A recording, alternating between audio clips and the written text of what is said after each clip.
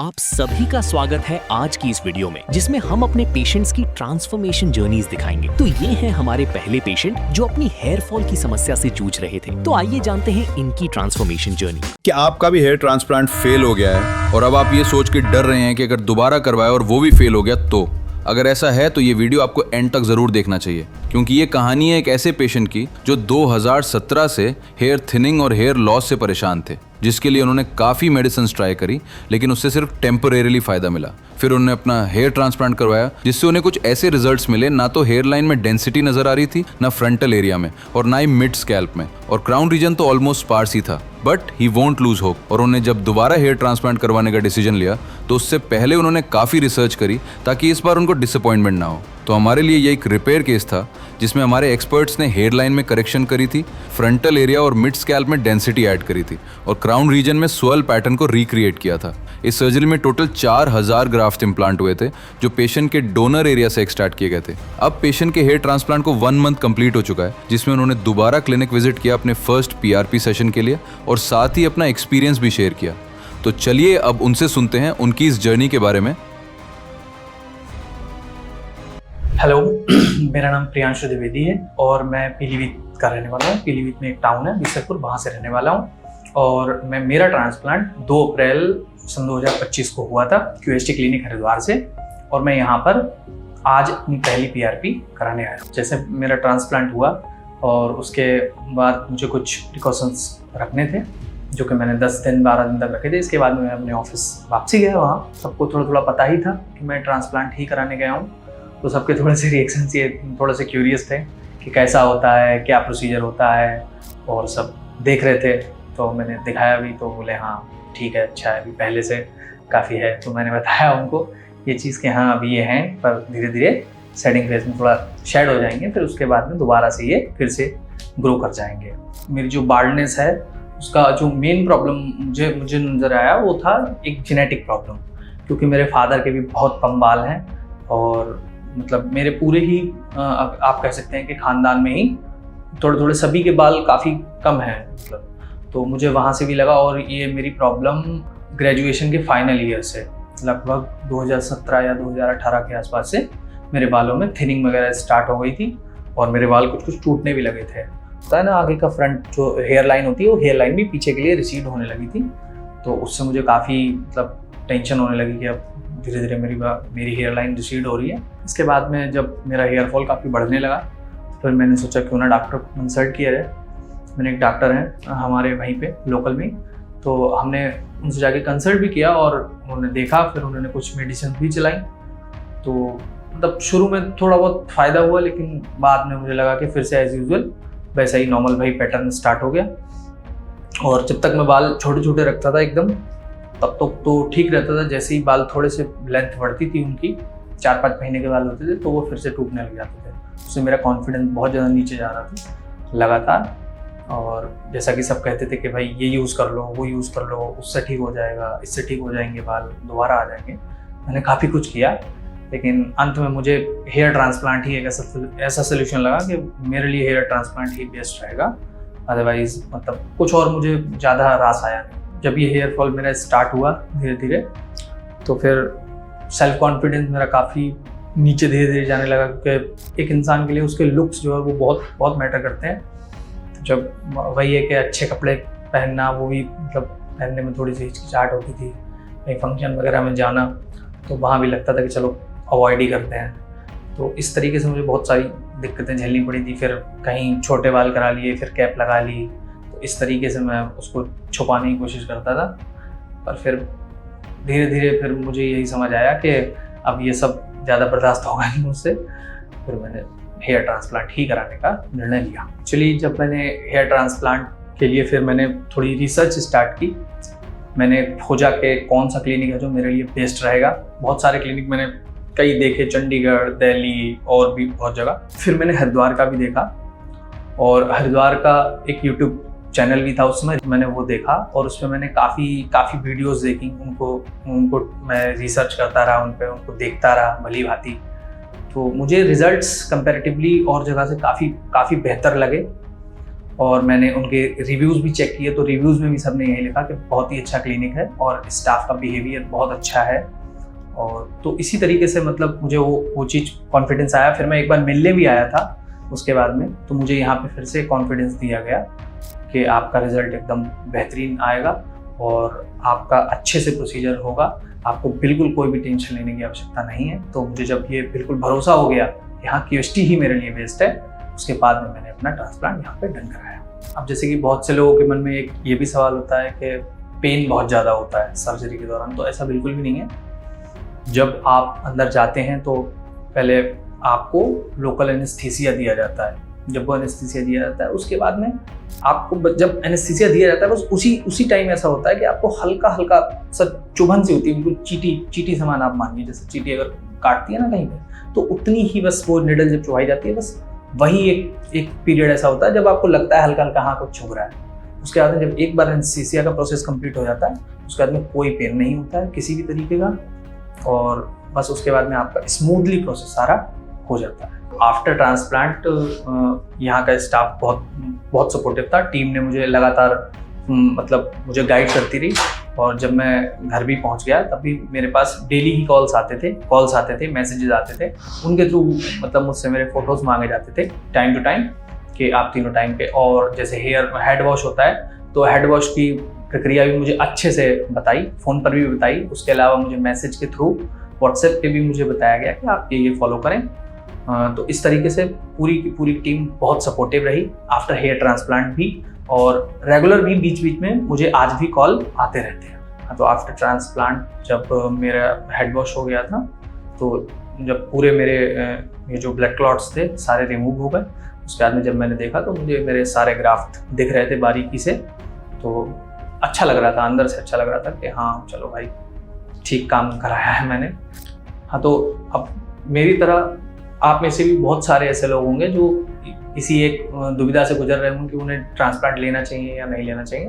तो अगर आपकी कंडीशन ऐसी है कि आपको ट्रांसप्लांट लेना है, तो आप बिल्कुल बेझिझक क्यूएसटी में आ सकते हैं। यहाँ आपका पूरा का पूरा ख्याल रखा जाएगा, अच्छा ख्याल रखा जाएगा। यहाँ की टीम भी बहुत सपोर्टिव है, तो आप बिल्कुल, और बहुत ट्रस्टेड क्लिनिक है, कोई भी एकदम आपके रीजनेबल प्राइस में आपका सारा काम बहुत अच्छे से किया जाएगा। और जैसा कि आप देख सकते हैं कि अभी मेरा सेटिंग फेज स्टार्ट हो चुका है, और अब इसके बाद में मैं आपको नेक्स्ट PRP में मिलता हूँ। Thank you क्यूएसटी।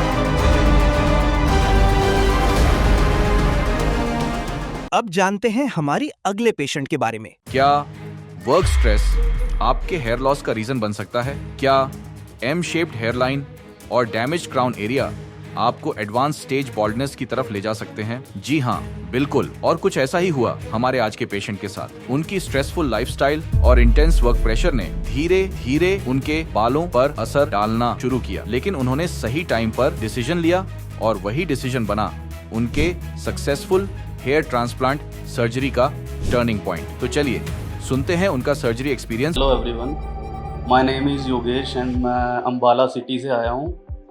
पिछले 4-5 साल से मैं काफ़ी हेयर लॉस हो रहा है मेरे को, तो उसके रिगार्डिंगली काफ़ी कॉन्फिडेंस लेवल मेरा डाउन हो रहा था। तो मैं उसके रिगार्डिंग QHT में अपना प्रोसीजर जो भी ट्रीटमेंट है वो करवाने आया हूँ। मेरे बाल काफ़ी झड़ रहे थे, मैं काफ़ी टाइम से नोटिस कर रहा हूँ 3-4 साल से लेकिन उस टाइम में थोड़ी डेंसिटी सही थी, वॉल्यूम थोड़ा सा सही था, इग्नोर किया।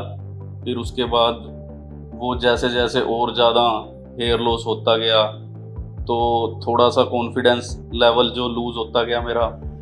देन फिर मैंने काफ़ी कंसल्टेशन भी लिया डॉक्टर्स की, लेकिन मेरे को कहीं से बेनिफिट नहीं मिला। तो धीरे धीरे और ज़्यादा हेयर लॉस होता गया। अब इसका ये लास्ट स्टेप मैंने चूज़ किया है कि मैं हेयर ट्रांसप्लांट कराऊँ। हेयर फॉल का रीज़न मेनली तो मेरे को यही लगता है, क्योंकि ये तो जेनेटिकल प्रॉब्लम है, मेरी फैमिली मेम्बर्स को भी यही है, फादर को भी मतलब हेयर्स उनके नहीं है। तो सोच लेते हैं कुछ ऐसा ही कि हाँ हमारे साथ भी इसीलिए ऐसा हो रहा है कि हमारे भी हेयर्स जा रहे हैं धीरे धीरे करके। तो काफ़ी शैम्पूज वगैरह यूज़ किए, और कुछ हमारा बिजनेस भी ऐसा ही है, काफ़ी स्ट्रेस है बिजनेस में। एज ए ग्राफिक डिज़ाइनर 10-10, 12-12 घंटे पीसी पे बैठना होता है, 50 से 60 क्लाइंट्स के साथ डेली एक बात करनी है। उससे भी काफ़ी स्ट्रेस लेवल भी काफ़ी ज़्यादा बढ़ गया था, जिस वजह से मेरे को एक ये भी रीज़न लगता है कि हाँ, और डेली लाइफस्टाइल जो था मेरा खाने पीने का, वो बिल्कुल ही चेंज हो चुका है लाइफस्टाइल। ये भी मेरे को एक रीज़न लगता है कि जिस वजह से हेयर फॉल बहुत ज़्यादा हो गया। इम्पैक्ट तो काफ़ी पड़ा है लाइफस्टाइल पे। जैसे कि देखें कहीं हमें कहीं मैरिज या डोल में जाना है, पार्टी में जाना है, तो हमें कैप वियर करके जाना पड़ता है। अब कहीं हमें फॉर्मल्स डालना है, फॉर्मल्स के साथ कैप नहीं चल सकती, तो हमें अपना ड्रेसअप ही चेंज करना पड़ जाता था पूरा। काफ़ी टाइम से हेयर स्टाइल से भी कवर किया है रिसीडिंग लाइन, लेकिन अब बहुत ज़्यादा हो गया है, अब वो भी उससे भी नहीं हो पा रहा है कुछ। तो अब बहुत ही ज़्यादा कॉन्फिडेंस है जो वो लूज़ होने लग गया है। अब कहीं पार्टीज एंड ऑल, शादी में जाने का मन भी नहीं करता, हम यही सोचते हैं कि रहने देते हैं वहाँ। हेयर्स के बिना आई डोंट थिंक कि लाइफ है। एज भी बहुत ज़्यादा दिखने लग जाती है, अगर लाइन हमारी रिसीड हो जाए हेयर लाइन, तो एज भी काफ़ी ज़्यादा लगने लगी है अब। तो कुल मिला के अब यही सोचा है कि अब ये टाइम आ गया है कि हाँ हेयर ट्रांसप्लांट करवा लिया जाए। तो हेयर ट्रांसप्लांट के बारे में सोचा जब, तो घर वालों ने एक बार पूछा ज़रूर था कि हाँ तू हेयर ट्रांसप्लांट करवा रहा है, तो मैंने कहा हाँ करवा रहा हूँ। लेकिन मेरे घर वाले जो पेरेंट्स हैं वो काफ़ी सपोर्टिव हैं। एज लाइक कि आई एम ए बिजनेसमैन, सारा दिन काम में बिजी काम करते हैं, कभी काम से दूर नहीं भागे। तो घर वालों को भी ऐसा हो जाता है कि हाँ सब कुछ सही चल रहा है, तो हम भी इसको क्यों रोकें किसी चीज़ के लिए। तो इसलिए मेरे पेरेंट्स काफ़ी सपोर्टिव हैं। कुछ भी अगर मैं करवा रहा हूँ तो बिलीव करते हैं कि हाँ जो ये कर रहा है सही है। सो मैंने डिसाइड किया जब हेयर ट्रांसप्लांट का, तो उसी टाइम रिसेंट मैंने वीडियो देखी थी कानपुर इंसिडेंट वाली, तो एक बार दिमाग में आया था, लेकिन जब उसके बारे में ब्रीफली पढ़ा तो मैंने कहा कि नहीं यार, कि क्लिनिक ही गलत है। क्योंकि ऑलमोस्ट एवरी एडल्ट आज के टाइम में ट्रांसप्लांट एवरी एडल्ट करवा ही रहा है, इतने बड़े बड़े सेलिब्रिटीज़ करवा रहे हैं। और QHT से 4 से 5 हज़ार वीडियोस में अब तक देख चुका हूँ, काफ़ी सारे सेलिब्रिटीज़ ने भी कराया है यहाँ से, एंड बहुत अच्छे रिजल्ट्स हैं। तो थोड़ा सा कॉन्फिडेंस लेवल आया वीडियो देखने के, कानपुर इंसिडेंट की वीडियो देखने के बाद भी कॉन्फिडेंस लेवल आया अंदर कि हाँ नहीं काफ़ी अच्छा क्लिनिक है। तो मैंने डिसाइड किया कि हाँ QHT से मैं अपना ट्रीटमेंट स्टार्ट करवाऊँ।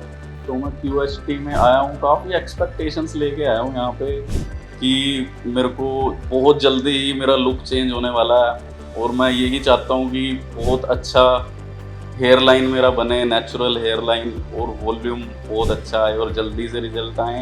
मैं बहुत ज़्यादा एक्साइटेड हूँ कि जल्दी से मेरे को अपना न्यू लुक देखने को मिले, और मेरे को पूरा विश्वास है कि मेरे को यहाँ पे अपना लुक बहुत ही ज़बरदस्त देखने वाला मिलने वाला है। तो मैंने QHT का वैसे इंस्टाग्राम से ही मेरे को पता चला, तो मैंने उनको कांटेक्ट किया क्लिनिक में।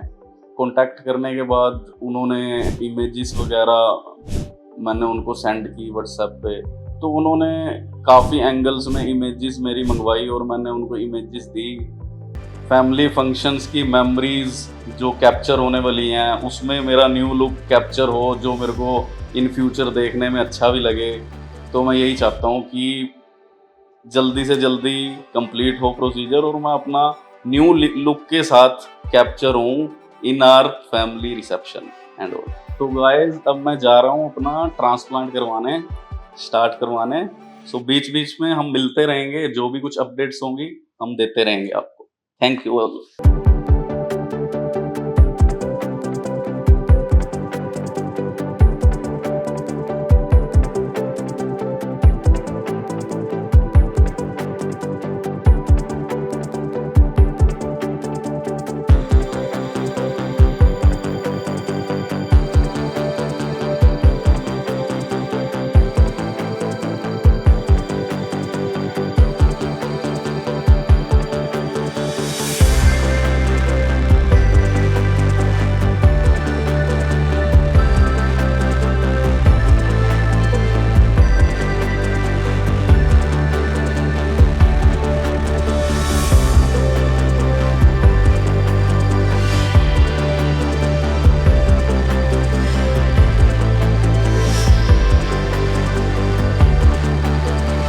हाय, आई एम योगेश और मेरी सर्जरी अभी 10 मिनट पहले ही कंप्लीट हुई है।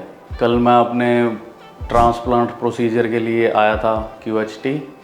तो कल मेरे हेड की हेयर लाइन वगैरह बनी थी एंड आज सुबह 7 बजे से ही मैं ट्रांसप्लांट प्रोसीजर के लिए आया था और अभी जस्ट वापस आया हूँ।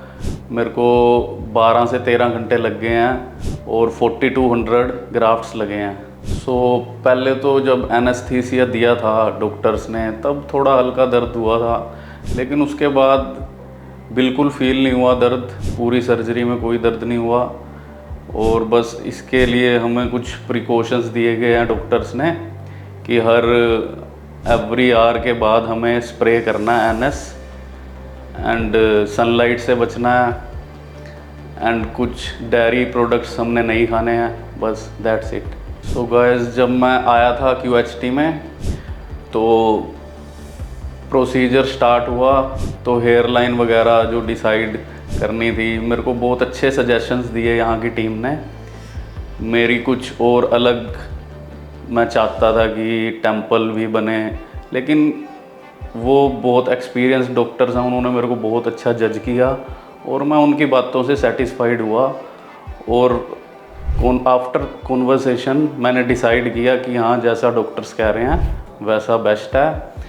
एंड ड्यूरिंग सर्जरी मेरे को पूरी टीम ने बहुत ज़्यादा अच्छे से कोऑपरेट किया, केयर की प्रॉपरली। हर एक टाइम पूछा दैट कोई पेन तो नहीं है, अगर है तो बताओ। Every time means so cooperative staff, I love it. According to my experience जैसे मैं आया और बहुत अच्छा स्टाफ है, तो मैं यही सबको रिकमेंड करूँगा कि आप ज़रूर अगर ट्रांसप्लांट कराओ तो QHT से ही कराओ। तो गाइज ये थी मेरी हेयर ट्रांसप्लांट की जर्नी। अब मैं आपको नेक्स्ट PRP सेशन में नेक्स्ट मंथ ज़रूर मिलूँगा, तब के लिए बेस्ट ऑफ लक।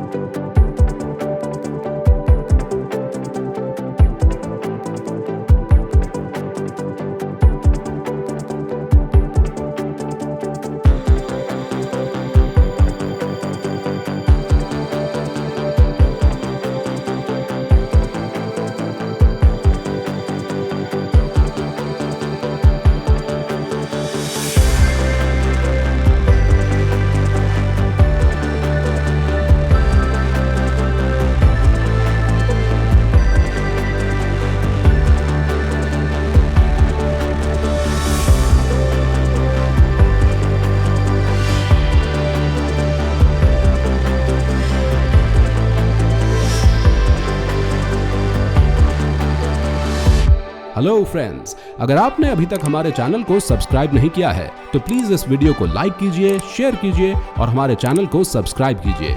और ध्यान रहे बेल आइकन दबाना न भूलें, जिससे हमारे हर वीडियो का अपडेट आपको समय समय पर मिलता रहेगा।